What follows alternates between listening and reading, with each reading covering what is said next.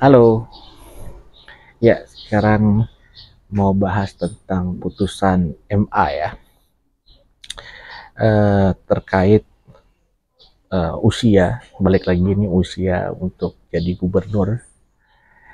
Jadi ada beritanya mengenai KPU ya udah memutuskan bahwa pelantikan serentak kepala daerah terpilih dari hasil pilkada serentak 27 November 2024 ini dilakukan pada 1 Januari 2025. Selain itu, usia calon harus telah genap berusia 25 tahun bagi calon bupati atau wali kota dan wakil bupati atau wakil wali kota, dan harus sudah genap berusia 30 tahun bagi calon gubernur dan wakil gubernur.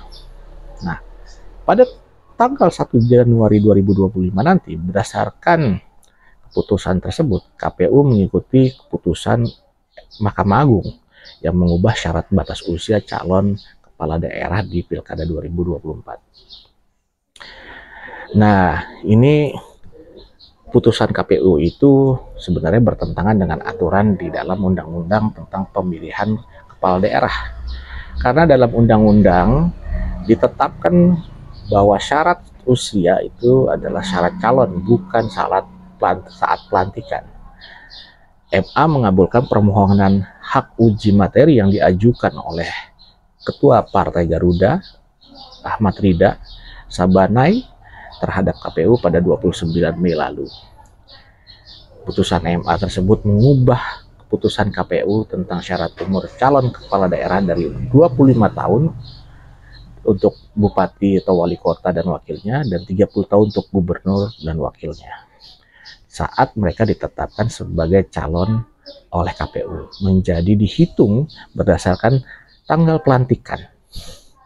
Banyak pihak yang mencurigai putusan MA tersebut ditujukan untuk membuka pintu bagi anak bungsu Presiden Jokowi, yaitu Kaisang Pangarep, untuk bisa maju dalam pemilihan gubernur yang usianya belum genap 30 tahun saat pendaftaran gitu, tapi akan 30 tahun lebih pada saat hari pelantikan di tanggal 1 Januari 2025, karena dia lahir di 25 Desember 1995. Nah, ini menjadi satu hal yang lucu, ya kan, ironi, karena apa? Memang jadinya terkesan untuk memuluskan salah satu orang di negeri ini, seperti apa yang telah dilakukan untuk abangnya, untuk kakaknya. Tapi ya, balik lagi, negara Indonesia kita harusnya tegak lurus terhadap hukum, gitu, hukum yang berlaku. Bukan tegak lurus untuk mengubah hukum sesuai permintaan, gitu. Udah banyak yang istilahnya muak gitu mengenai hal ini. Jadi kita nggak bisa katakan bahwa ada pihak yang mau cawe-cawe dalam kontestasi di Pilkada 2024. Tapi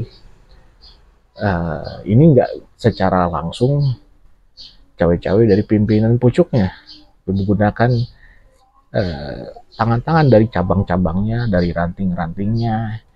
Untuk apa? Untuk memuluskan jalan bagi anaknya bisa maju melenggang di Pilkada 2024. Ya, mudah-mudahan negara ini tidak dicap sebagai negara keluarga.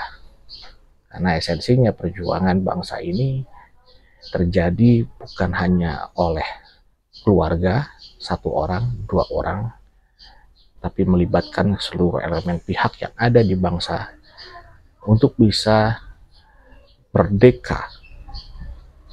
Sekarang, jangan sampai karena satu keluarga kita dianggap merdeka yang padahal justru kita terpenjara.